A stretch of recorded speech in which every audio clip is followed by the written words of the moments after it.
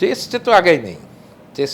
Test আগাইতে হলে লঙ্গার ভার্সনে আগাতে হলে ডোমেস্টিক ফরম্যাট ইন্টারন্যাশনাল স্ট্যান্ডার্ডের হওয়া উচিত। আমরাও যখন ডোমেস্টিক ক্রিকেট খেলতাম আমরা কিন্তু ঢাকা স্টেডিয়ামের বাইরে আউটার স্টেডিয়ামে ম্যাটিংয়ে খেলতাম, ধুলা ইসের মধ্যে অনেক কষ্ট করে খেলছি। সেই তুলনায় ক্রিকেটারদের কিন্তু অনেক সুযোগ সুবিধা বাড়ানো হয়েছে, বেড়েছে।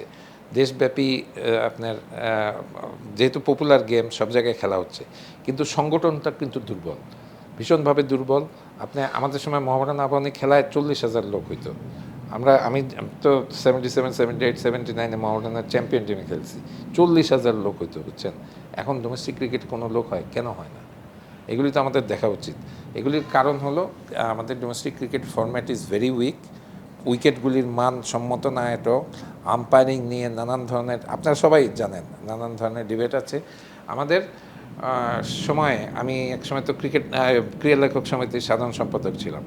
আমাদের অফিস আর ক্রিকেট কন্ট্রোল বোর্ডের অফিস পাশাপাশি ছিল।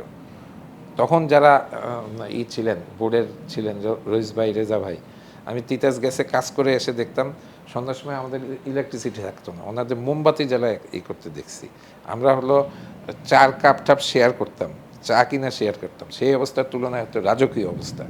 Third largest board, richest board, সেখানে কিন্তু ওই সুযোগ সুবিধাগুলি ওইভাবে বাড়ে নেই। আমাদের অনেক stadium, Rajshahi stadium, Khulna stadium, এইসব বগুড়া স্টেডিয়াম, এইগুলিতে ইন্টারন্যাশনাল স্ট্যান্ডার্ডের করার সুযোগ আছে। আমরা বিপিএল করি, ভারতের আইপিএলের সাথে বিপিএলের হলো আইপিএলে কিন্তু হোম অ্যান্ড অ্যাওয়ে। যেমন চেন্নাই টিম চেন্নাইতে খেলে, আবার দিল্লিতে এসে খেলে। আমাদের তো শুধুমাত্র 3টা জায়গায় ক্রিকেট খেলা হয়। যুক্তি দেয় যে ওইখানে ইন্টারন্যাশনাল স্ট্যান্ডার্ড হোটেল নাই, কিন্তু আমি তো জানি খুলনা, রাজশাহী এখন উন্নত মানের হোটেল আছে। ইচ্ছা করলেই এই হোম অ্যান্ড অ্যাওয়ে সিস্টেম করে আইপিএলটাকে যদি করা যায়, তাহলে ওই এলাকায় মানুষ অনুপ্রাণিত হবে। কমিউনিটি ব্যাংক, সবার ব্যাংক। তারপরে আরও যে ফার্স্ট ক্লাস ম্যাচ, আমাদের ন্যাশনাল টিমের প্লেয়াররা কিন্তু ফার্স্ট ক্লাস ম্যাচ এনসিএলে খেলারই সুযোগ পায় না, খুব কমই খেলে। তো এইগুলি ডোমেস্টিক স্ট্রাকচার রিভ্যাম্প করে না ফেললে, আমাদের সময় স্কুল ক্রিকেট হতো, নির্মাণ স্কুল ক্রিকেট হতো, ইউনিভার্সিটিতে আমরা ক্রিকেট খেলতাম, কলেজ ক্রিকেট হতো। আপনার নাম্বার অফ ক্রিকেটার্স বাড়াই দিতে হবে। এই যে আমরা যে বলি আমাদের এই যে 16 জন বা 17 জন নিয়ে গেছে, এর বাইরে কি কোয়ালিটি ক্রিকেটার আছে আমাদের? এ টিম বা ডেভেলপমেন্ট স্কোয়াড, এদের সবসময় বাইরে পাঠিয়ে খেলানো উচিত ছিল। আমাদের সময় ওয়েস্ট বেঙ্গলের টিম খেলতে আসতো, ভারত থেকে অনেক টিম খেলতে আসতো, আমাদের টিম ইন্ডিয়ায় খেলতে যেত। তখন হলে কি একটা পাইপলাইন সমৃদ্ধ থাকতো। আমি তো মনে করি এই যে পঞ্চপাণ্ডবটাও কিন্তু ঠিক হয় নাই, কারণ ওদের প্রেশার ক্রিয়েট করতে পারেনি, যেহেতু আমাদের পাইপলাইনে প্লেয়ার নেই। যদি আজকে তামিমের পিছনে আরও 3-4 জন ভালো ওপেনারকে ডেভেলপ করা হতো, সুযোগ ছিল। ইমরুল কায়েস কিন্তু ভালো ছিল, বিজয় ভালো ছিল, কিছু মানে সিলেকশন প্রসেসের কিছু ভুলের জন্য ওটা আমরা পারিনি।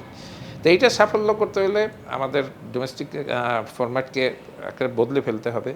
যারা ক্রিকেটের নিবেদিত প্রাণ, এই ক্রিকেট বোর্ডে ববি ছাড়া, এই যে সাজ্জাদুল আলম ববি ছাড়া, অন্যরা তো আমার সমসাময়িক বা আমার জুনিয়র, আমি ওদের ক্রিকেটে খুব একটা ইনভলভ, যে ভালো মানের মাহবুবা নাম আছে, ও খেলতো মোহামেডানে, আমাদের জুনিয়র। এগুলি ছাড়া আর একটা ভালো প্লেয়ার হলেই যে ভালো অর্গানাইজার হবে এমন কোনো কথা নাই কিন্তু। অথচ ভালো অর্গানাইজার আছে। আমার দেখা অর্গানাইজারদের মধ্যে সাবের ভাই was very good, Ashraful Haque ছিল, তানভীর মজার তান্না ছিল। Those who have cricket hair, মাথার মধ্যে অর্গানাইজ করতে পারে, দেশব্যাপী ছড়াইতে পারে। আমাদের এটা করা উচিত। কারণ আপনি জানেন যে 2000-এ আমরা আমিনুল ইসলাম বুলবুলের নেতৃত্বে পাকিস্তানকে হারালাম। বুলবুল কিন্তু আমার মেলবোর্নে কিন্তু আমরা একসাথে ছিলাম, কাছাকাছি ছিলাম, এখনও ও বাংলাদেশে আছে। আপনি চিন্তা করতে পারেন, বুলবুলের মতো মানুষ বাংলাদেশে আছে, পলায় আছে, যাতে কেউ, আমি জানি তার নামে কমপ্লেন করা হয়েছে আইসিসিতে, তার নামে কমপ্লেন করা হয়েছে। এই যে আইসিসির অ্যাসোসিয়েট মেম্বারগুলি ভালো খেলে, what is the reason? He is the mentor. এই সব আইসিসির development manager for non associates countries, চায়নায় যে ক্রিকেট শিখাইতেছে, কাতার বিশ্বকাপের স্টেডিয়াম, ফাইনালের স্টেডিয়াম ক্রিকেটে কনভার্ট করবে এবং ওকে মেন্টর বানাইছে কাতার। তো সেই একটা মানুষের আমরা ব্যবহার করতে পারতেছি না। ওই সময় যে জিতলাম আমরা, ওই জেতার পরে কিন্তু গর্ডন গ্রিনিজের মতো মানুষকে স্যাক করে দেওয়া হয়েছিল। একটা ব্রিটিশ সাংবাদিক বলছিল যে বাংলাদেশ কি টেস্ট ক্রিকেটের জন্য রেডি? ও তখন বলছিল টেস্ট ক্রিকেটের জন্য এখনও রেডি না, হুইচ ইজ ভেরি ট্রু। আমরা কিন্তু এখনও টেস্ট ক্রিকেটের জন্য রেডি না। কালে ভদ্রে একটা দুইটা মিরপুরে নিয়ে এসে ট্র্যাপ করে জিততেছি, কনসিস্টেন্টলি জিততে পারতেছি না, অথবা নিউজিল্যান্ডে ধরো এক্সেপশনাল এবাদতের জন্য জিতছি। তো এই জিনিসগুলো অনেক চিন্তা করতে হবে, বিশেষ করে ক্রিকেট যেহেতু দেশের এবং দেশের বাইরের 17 কোটি বাংলাদেশি ক্রিকেট টিমের নামে পাগল হয়ে যায়।